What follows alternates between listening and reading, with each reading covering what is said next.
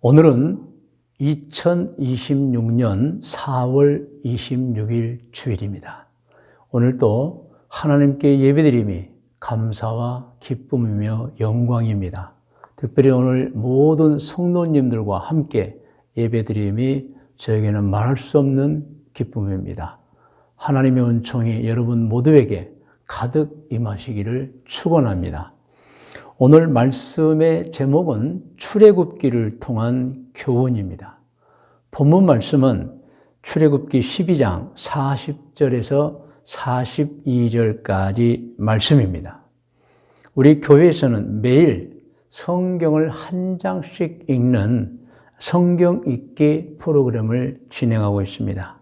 그래서 연초에 이제 창세기를 계속 읽었고 지금은 출애굽기 40장을 계속 읽고 있습니다. 그래서 오늘 4월 26일 주일에는 우리가 지금 읽고 있는 출애굽기의 내용 가운데 하나님의 말씀을 대언하고자 합니다. 오늘 본문 말씀 화면에 나와 있습니다. 우리 같이 한번 합독하겠습니다. 40절부터요. 이스라엘 자손이 애굽에 거주한 지 430년이라 430년이 끝나는 그날에 여호와의 군대가 다 애굽 땅에서 나왔은즉 이 밤은 그들을 애굽 땅에서 인도하여 내심으로 말미암아 여호와 앞에 지킬 것이니 이는 여호와의 밤이라. 이스라엘 자손이 다 대대로 지킬 것이니라. 여러분, 오늘 본문에 보면은 이스라엘 민족이 애굽에 거주한 지 430년이 되는 해라고 나와 있습니다.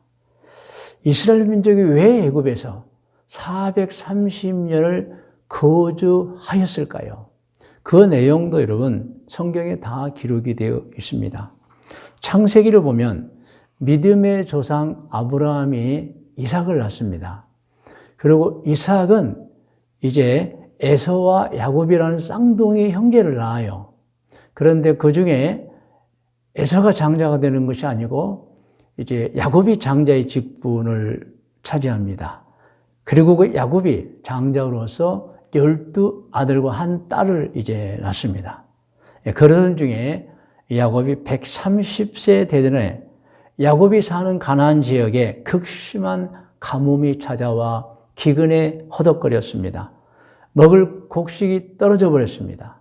그때 야곱이 전 가족을 데리고 우여곡절 끝에 먼저 애굽에 가서 자리를 잡고 있는 아들 요셉, 애굽의 총리였죠. 그 11번째 아들 요셉에게로 이주를 갑니다.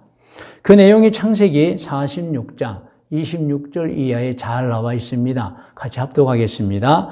야곱과 함께 애굽에 들어간 자는 야곱의 며느리들 외에 66명이니 이는 다 야곱의 몸에서 태어난 자이며 애굽에서 요셉이 낳은 아들은 2명이니 야곱의 집 사람으로 애굽에 이른 자가 모두 70명이었더라. 그러니까 70명은 이제 아브라함의 자손들이 되겠죠.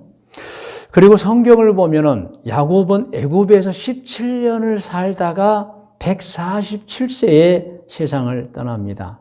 그때 아들 요셉에게 유언을 합니다. 그 유언의 내용 성경 창세기에 나와 있죠. 47장 28절부터 같이 읽어요. 야곱이 애굽 땅에 17년을 거주하였으니 그의 나이가 147세라. 이스라엘이 죽을 날이 가까우매 그의 아들 요셉을 불러 그에게 이르되 이제 내가 내게 은혜를 입었거든 청하노니 내 손을 내 허벅지 아래에 놓고 인애와 성실함으로 내게 행하여 애굽에서 나를 장사하지 아니하도록 하라. 내가 조상들과 함께 눕거든 너는 나를 애굽에서 메어다가 조상의 묘지에 장사하라. 요셉이 이르되 내가 아버지의 말씀대로 행하리이다. 그리고 세월이 흘렀습니다. 이제 야곱이 세상을 떠났죠. 그런데 세월이 흘러서 요셉도 애굽에서 110세에 세상을 떠납니다. 그 내용이 창세기 50장에 나와 있죠. 25절 그리고 27절, 28절을 함께 읽습니다. 요셉이 그의 아버지의 가족과 함께 애굽에 거주하여 110세를 살며 요셉이 그의 형제들에게 이르되 나는 죽을 것이나 하나님이 당신들을 돌보시고 당신들을 이 땅에서 인도하여 내사 아브라함과 이삭과 야곱에게 맹세하신 땅에 이르게 하시리라 하고 요셉이 또 이스라엘 자손에게 맹세시켜 이르기를 하나님이 반드시 당신들을 돌보시리니 당신들은 여기서 내 해골을 메고 올라가겠다 하라 하였더라. 요셉은 조상들에게 들은 말을 또 자손들에게 유언을 합니다. 그래서 언젠가는 당신들이 애굽에 살다가 이 땅을 떠나 하나님이 약속하신 땅 가나안으로 갈 것이고 그때 당신들은 내 묘를 이장해서 애굽의 가족묘, 이제 가나안 땅의 가족묘로 옮겨달라는 부탁을 합니다. 자, 여기까지가 창세기에 기록된 이스라엘 민족에 관한 기록입니다. 이렇게 이스라엘 민족이 조상 야곱 때에 요셉으로 인하여 애굽에 거주하고 있었잖아요. 그런데 세월이 흐르면서 환경이 바뀌어져 버립니다. 그 내용도 성경에 있죠. 출애굽기 1장 1절과 6절에서 8절 그리고 9절에서 12절까지 우리 화면에 나옵니다. 같이 읽어요. 야곱과 함께 각각 자기 가족을 데리고 애굽에 이른 이스라엘 아들들의 이름은 이러하니 요셉과 그의 모든 형제와 그 시대 사람은 다 죽었고 이스라엘 자손은 생육하고 불어나 번성하고 매우 강하여 온 땅에 가득하게 되었더라. 요셉을 알지 못하는 새 왕이 일어나 애굽을 다스리더니 이제 환경이 바뀌는 거예요. 요셉을 알고 요셉을 존경하고 신뢰했던 왕들이 사라지고 이제 세월이 가면서 왕조가 바뀌었어요. 요셉을 모르는 왕조가 생기면서 이제 이스라엘을 핍박하고 학대하기 시작합니다. 9절입니다. 그가 그 백성에 이르되 이 백성 이스라엘 자손이 그가는 애굽의 왕이죠. 파라오.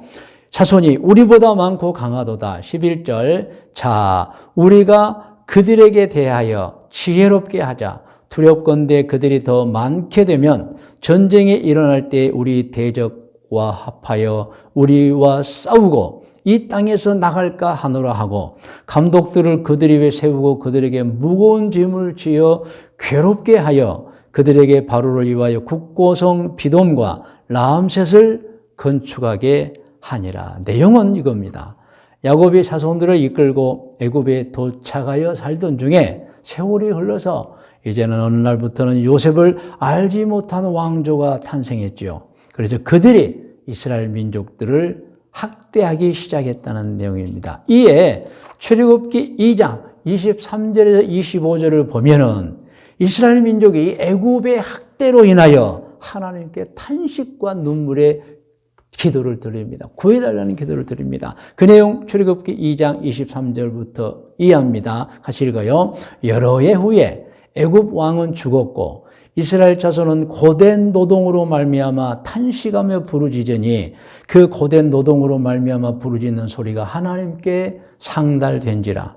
하나님이 그들의 고통 소리를 들으시고 하나님이 아브라함과 이삭과 야곱에게 세운 그의 언약을 기억하사 하나님이 이스라엘 자손을 돌보셨고 하나님이 그들을 기억하셨더라. 아멘. 하나님께서 이스라엘 백성들의 그 탄식의 기도를 들으신 거예요.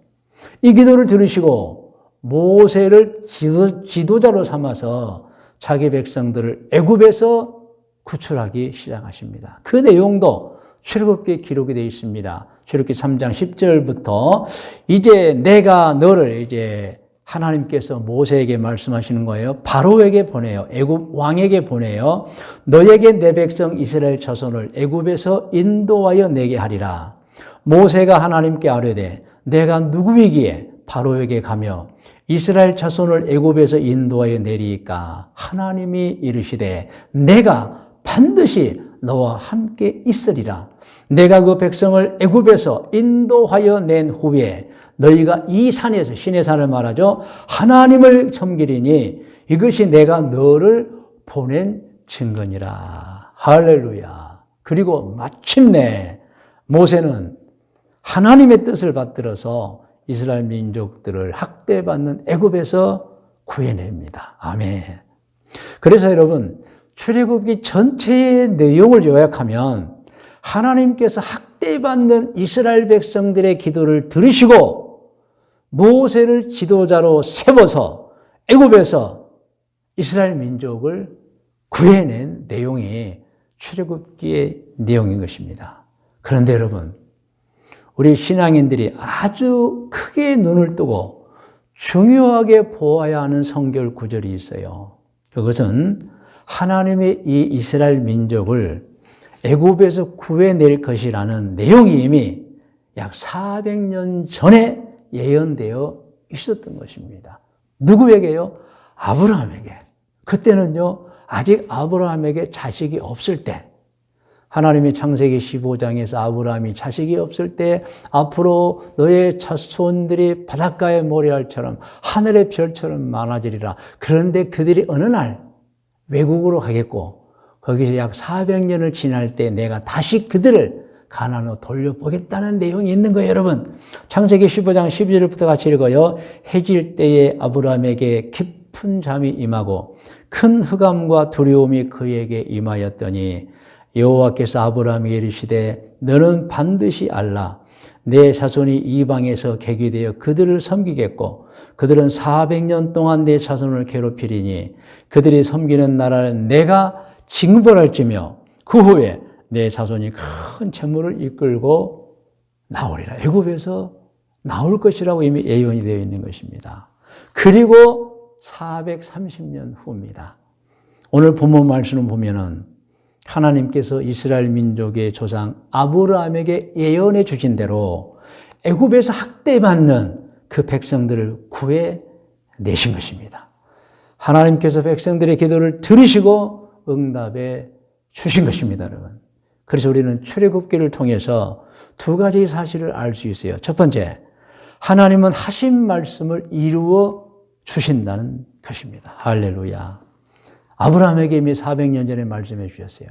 아직 아브라함이 이삭이 없을 때, 아들을 낳지 못했을 때 이미 아브라함 너의 자손이 하늘의 별처럼 바닷가의 모래처럼 많아지리라고 하면서 그 자손들의 미래를 예언해 놓은 거예요, 여러분. 그들이 언젠가 이방의 객이 되고 그들에게 학대를 받게 될 것이고 내가 그때 그들을 다시 가나안 땅으로 보내는데 그 날짜가 400년이다. 그런데 여러분, 출애굽기는 430년이나 나와 있어요. 학자들은 두 가지로 해석합니다. 하나는 약으로 해서 400년, 430년이 될 수 있다. 이런 내용이에요. 해석이에요. 또 하나는 400년인데 30년을 왜 출애굽할 때 늘어났느냐. 하나님이 이제 그들을 400년 만에 구하려고 했더니 그들이 멈칫거렸다. 그들이 애굽이 더 좋은데요 하면서 더 망설였다는 거예요.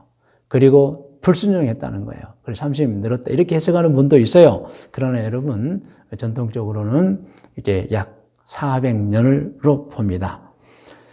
하나님께서는 그 400년 전의 예언을 들어주시는 거예요, 여러분.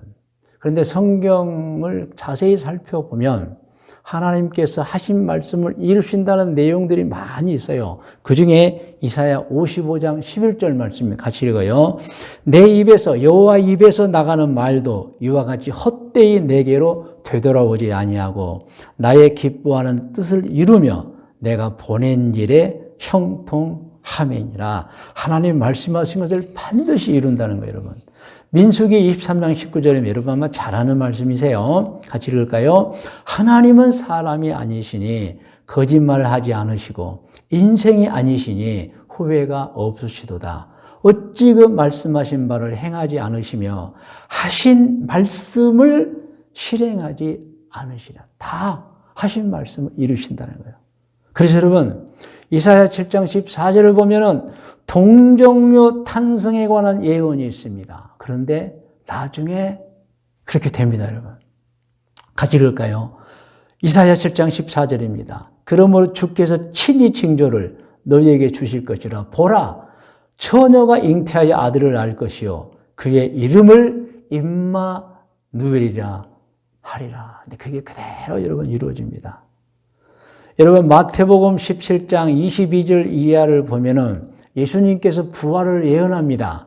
그런데 그 부활도 그대로 이루어집니다. 말씀 읽을까요? 23절. 갈릴리에 모일 때, 예수님께 제자들과 모였을 때 예수께서 제자들에게 이르시되 인자가 자신이 장차 사람들의 죽임을 당하고 제3일에 살아나리라 하시니 제자들이 매우 근심하더라. 예수님께서도 부활을 이미 예언하셨어요. 3일 만에.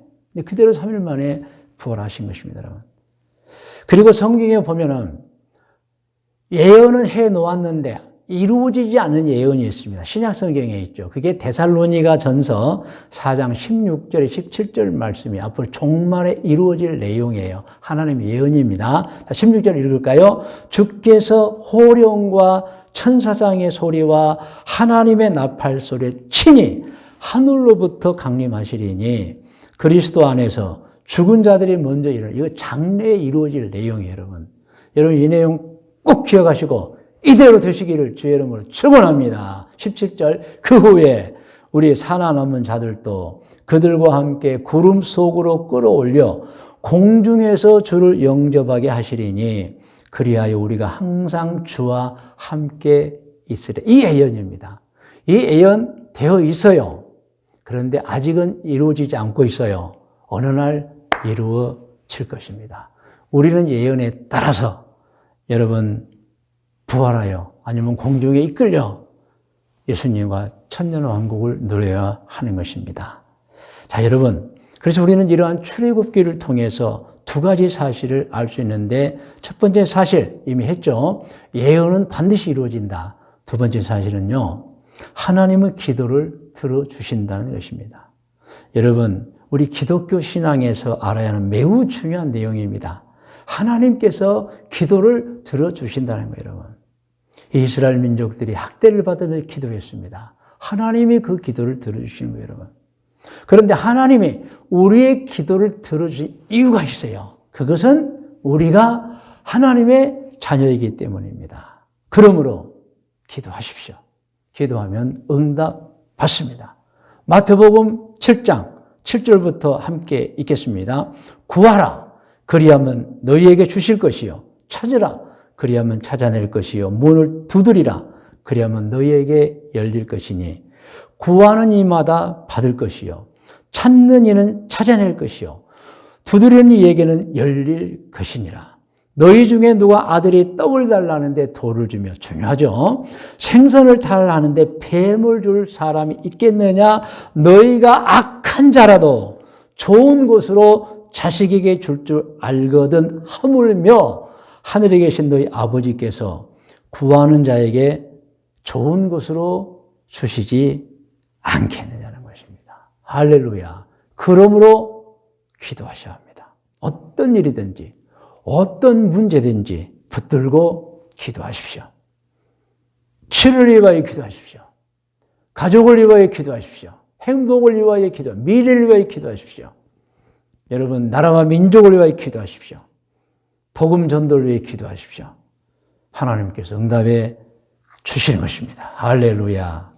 이제 말씀의 묵상과 적용 권면입니다. 오늘 말씀의 묵상은 본문 성경을 읽음으로 묵상하는데 이미 읽었기 때문에 여러분 화면에 보면서 지나가겠습니다. 자, 적용을 합니다. 적용 1번입니다. 우리가 출애굽기를 통해 아는 게 있어요. 여러분 같이 한번 읽을까요? 화면에 나옵니다. 하나님은 말씀해 주신 것을 이루어 주시는 하나님이십니다. 그러므로 말씀에 의지하여 하나님을 바라보십시오. 반드시 응답 은총 주실 것입니다. 하나님은 먼 데 계신 하나님이 아니십니다. 우리 가까이에 계십니다. 우리가 죄만 없다면 하나님은 항상 우리를 도와주십니다. 고난도 유익으로 바꿔주시고 죽을 자리에서도 살려줍니다. 아멘. 여러분 적용 두 번째입니다. 우리가 출애굽기를 통해 아는 것이 있어요. 여러분 같이 읽어요. 하나님은 신앙인들이 기도하면 응답해 주시는 하나님이십니다. 그러므로 기도하십시오. 우리 교회 모든 권속들에게 당부합니다.